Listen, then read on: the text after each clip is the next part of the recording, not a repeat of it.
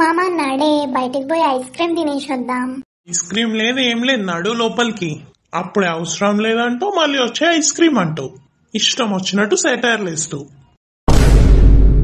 మామ ప్లీజ్ మామ, సారీ మామ, ప్లీజ్ మామ. అట్లా నీ బండి మీద ఒక రౌండ్ చూద్దాం నాడు మామ.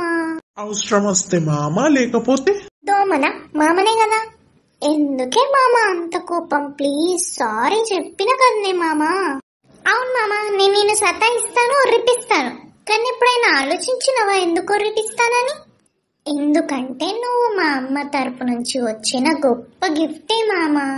నీలాంటి మంచి మామ దొరకడం నా అదృష్టం, అందుకే ఉర్రిపిస్తా అంతే. తొలి పదవా నాకే దొరికిన వరమా, నాకై నిలిచిన పదమా.